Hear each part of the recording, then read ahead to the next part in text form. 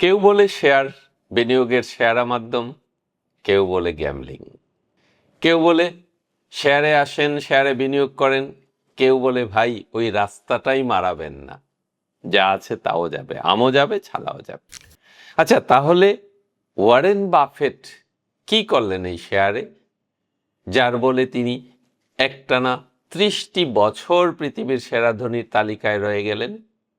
হ্যাঁ, সেই রহস্যটা ভেঙ্গে খুব সহজ বাংলায় শেয়ার নিয়ে যে বইটি আছে, এবং যে বই সম্বন্ধে একটা বিশ্ববিদ্যালয়ের হেড অফ বিজনেস বলেছিলেন, এই বইটা প্রত্যেকটা স্কুলে বা কলেজে পাঠ্য করে দেওয়া উচিত।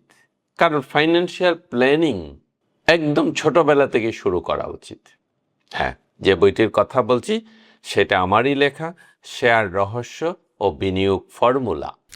আমি বইটি কিন্তু বিনামূল্যে বিতরণ করছি। কেন করছি? কারণ আমরা পড়তে চাই না।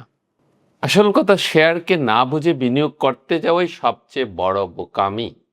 আর বুঝে যদি বিনিয়োগ করতে পারি, ধৈর্য ধরে বিনিয়োগ করতে পারি, ওয়ারেন বাফেট না হতে পারি, প্রত্যেকের লেভেলে প্রত্যেকে সচ্ছল হতে পারি এই শেয়ার বিনিয়োগ থেকে। কারণ শেয়ার একটি ব্যবসার মালিকানার অংশ। ওই ব্যবসাতে যতগুলো লোক কাজ করছে, আপনার কাছে 100টি শেয়ার থাকুক আর 1 কোটি শেয়ার থাকুক, প্রপোর্শনেটলি বা আনুপাতিক হারে আপনি ওই ব্যবসার লাভের অংশ পাবেন। তবে হ্যাঁ, একটা শেয়ার মার্কেট এনলিস্টেড সব কোম্পানি ভালো হয় না। কোম্পানিগুলা বুঝে শুনে বিনিয়োগ করতে হয়।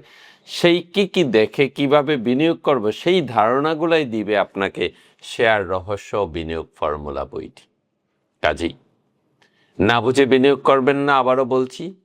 এবং বোঝার জন্য, ফান্ডামেন্টালস জিনিসগুলা জানার জন্য এই একটা বই আপনার জন্য যথেষ্ট।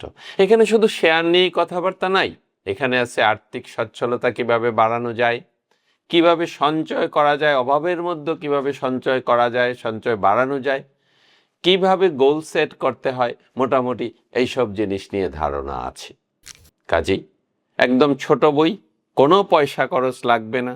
আপনি আপনার ইমেল আইডিটা আমাদেরকে দিন, আমরা আপনাকে 24 ঘন্টার মধ্যে বইটি আপনার মেইলে পাঠিয়ে দিব।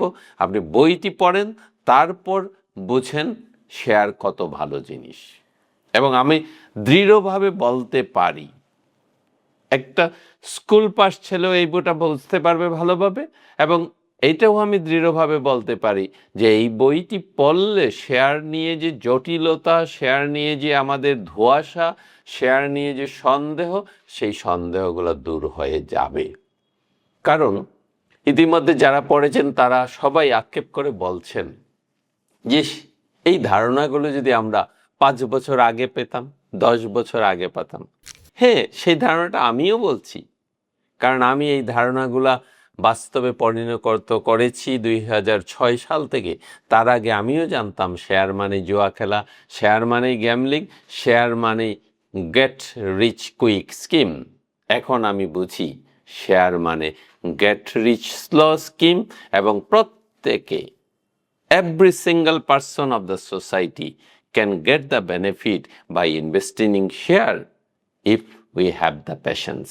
এই জন্যই ওয়ারেন বাফেট বলেছেন, share is a device to transfer money from the impatient to the patient. অর্থাৎ অধৈর্যশীল লোকের কাছ থেকে ধৈর্যশীল লোকের কাছে টাকা যাওয়ার সেই ডিভাইসটাই হলো শেয়ার।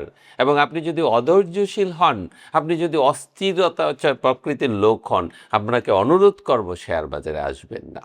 আসুন, এই যে 20 কোটি লোকের দেশ, এখানে কেন মাত্র 4-5 লাখ লোক শেয়ারে বিনিয়োগ করবে? কেন এত কম? কারণ শেয়ার নিয়ে আমাদের ধারণা নেই। এবং দুঃখজনক হলেও সত্যি, শেয়ার নিয়ে যে ধারণাগুলো প্রচার হয়েছে, যাবতীয়টাই হয়েছে ব্রোকারেজ হাউসগুলোর মাধ্যমে। এবং ব্রোকারেজ হাউস যখন প্রচার করেছে, তারা তখন কমিশনটাই নিয়ে আগে চিন্তা করেছেন।